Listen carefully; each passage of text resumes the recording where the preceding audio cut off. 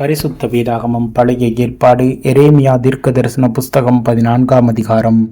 மலைத்தாழ்ச்சியை குறித்து எரேமியாவுக்கு உண்டான கர்த்தருடைய வசனம்.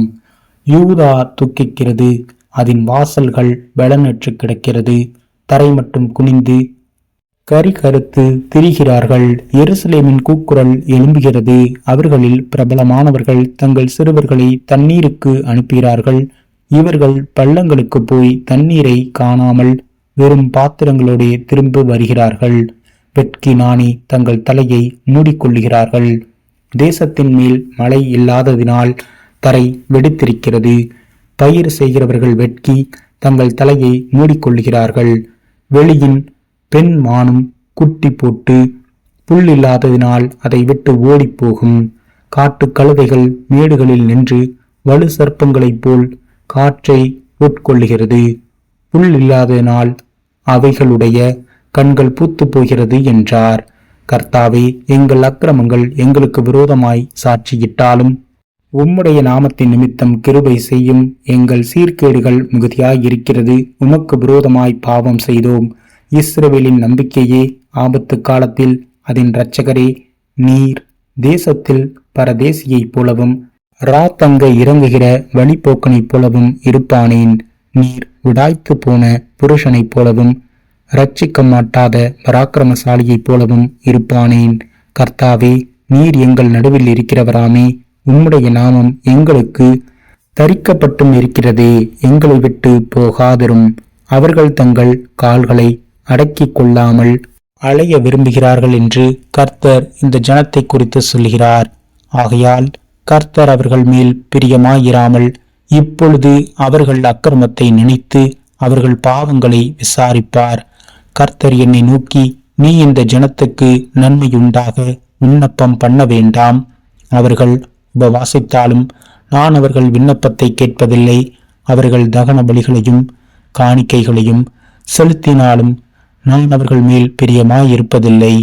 பட்டயத்தினாலும் பஞ்சத்தினாலும் கொள்ளை நோயினாலும் நான் அவர்களை நிர்மூலமாக்குவேன் என்றார்.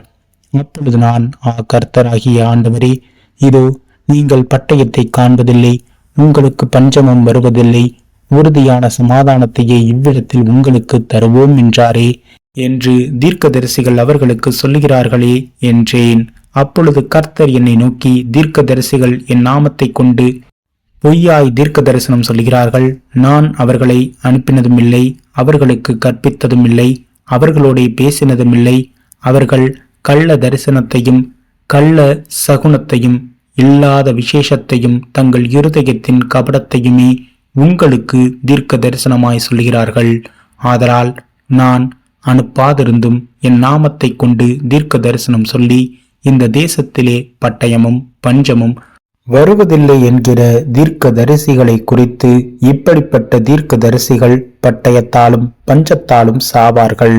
அவர்களிடத்தில் தீர்க்க தரிசனம் கேட்கும் ஜனங்களும் எருசலேமின் வீதிகளிலே பட்டயத்தாலும் பஞ்சத்தாலும் அழிந்து அவர்களும் அவர்கள் மனைவிகளும் அவர்கள் குமாரரும் அவர்கள் குமாரத்திகளும் அடக்கம் பண்ணுவாரில்லாமல் கிடப்பார்கள்.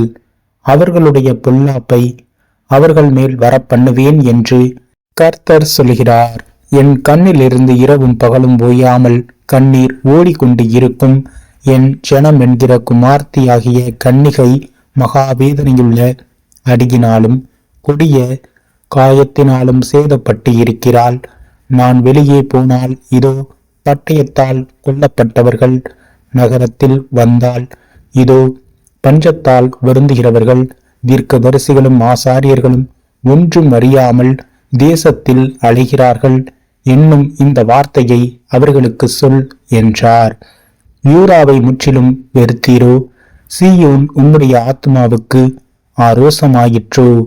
நாங்கள் ஆரோக்கியம் அடையக்கூடாதபடி எங்களை ஏன் அடித்தீர்? சமாதானத்துக்கு காத்திருந்தோம், ஒரு நன்மையும் இல்லை.